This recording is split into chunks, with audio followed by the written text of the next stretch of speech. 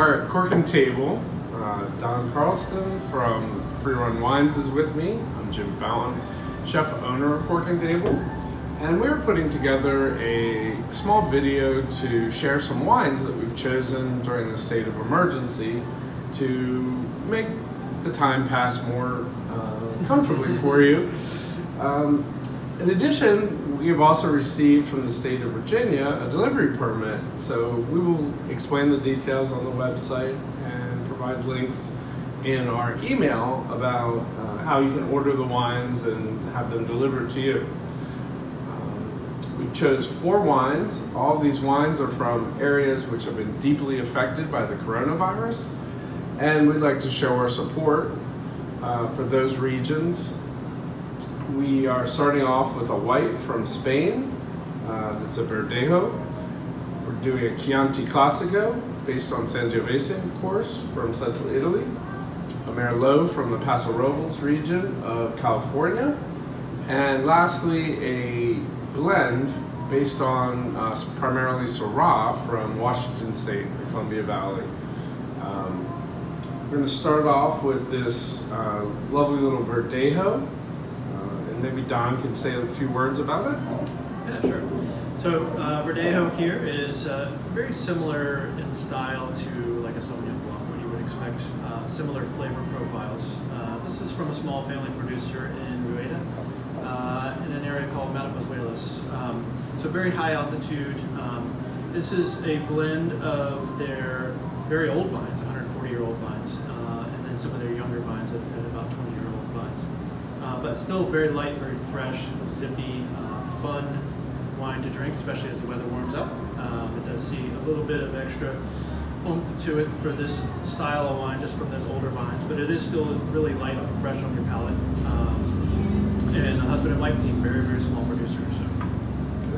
And what I like to pair Verdejo with, just as Sauvignon Blanc, are things like goat cheese, which always works. You can do a goat cheese salad, goat cheese appetizer, and the grape just goes really well with that flavor.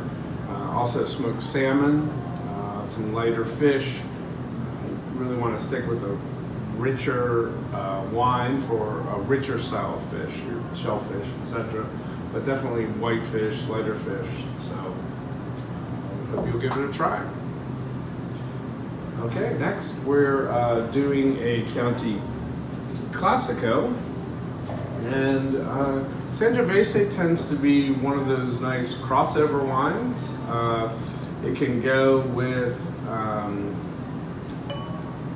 medium style meats, your pork, chicken family.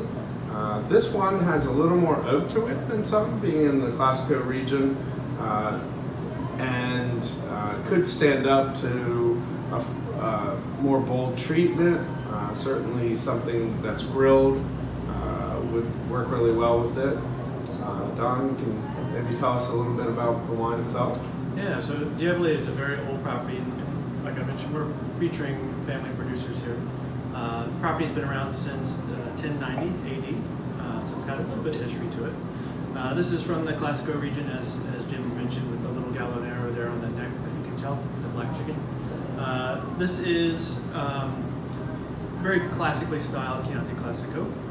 It has got that kind of crunchy acidity to it, that nice kind of floral qualities, those violet smells that you get.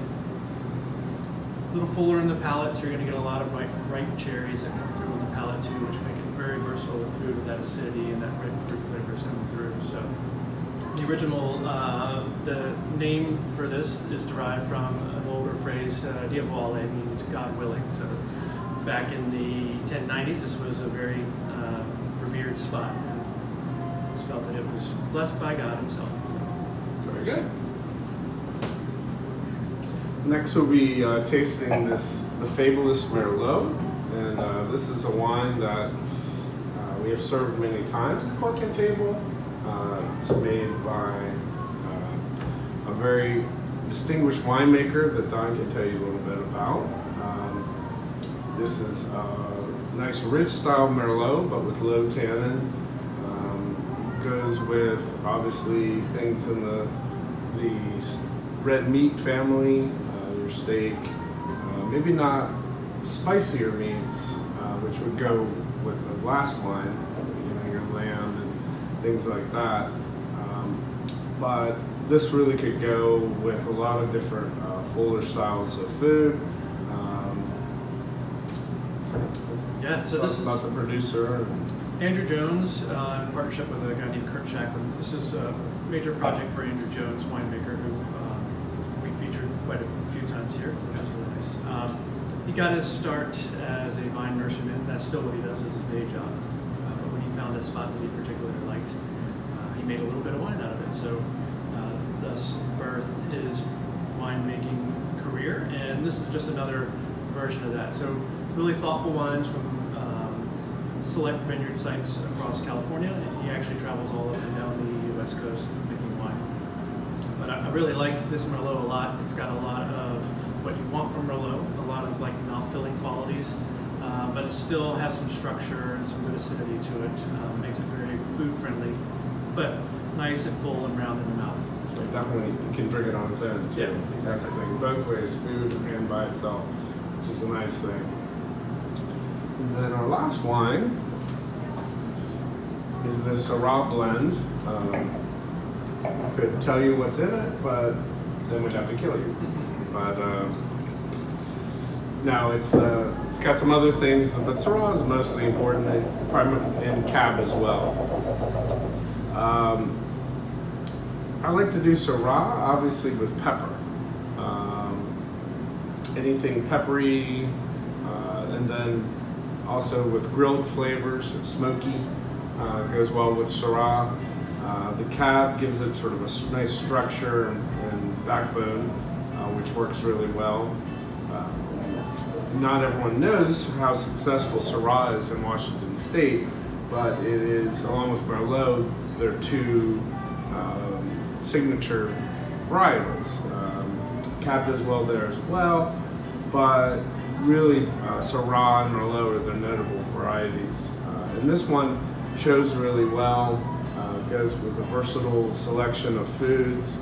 As I said, anything, I would put something like, I do a lamb au poivre, like a lamb loin with a pepper crust to it. That would work really well with this. It's got a nice juiciness to stand up to the, a flavorful meat like a lamb. It could also work with things like barbecue, something like that, a sweet sour thing. So, yeah. So this is a wine from two brothers, Pinto and Bilo Nervain. They are cult wine producers out of Washington State, from Rasa Vineyards, R-A-S-A. And this is something, it's kind of a calling card for them. They really focus on higher end, higher scoring, minimal production wines. But this is something to show their winemaking capabilities at a more approachable price point. But what I love about this is you still get all of that care and attention that you would for something that is a lot higher priced and something of this nature. So mostly Syrah, as Jim had mentioned, a little bit of Cab, some Merlot, some Cab Franc, and other grapes to kind of blend in as well. But just like Jim was mentioning, I think with Syrah, you really get that kind of bacon fat quality that comes through a lot of times. A lot of blue fruits come through, as well as some red fruits from some of the other grapes like the Cab.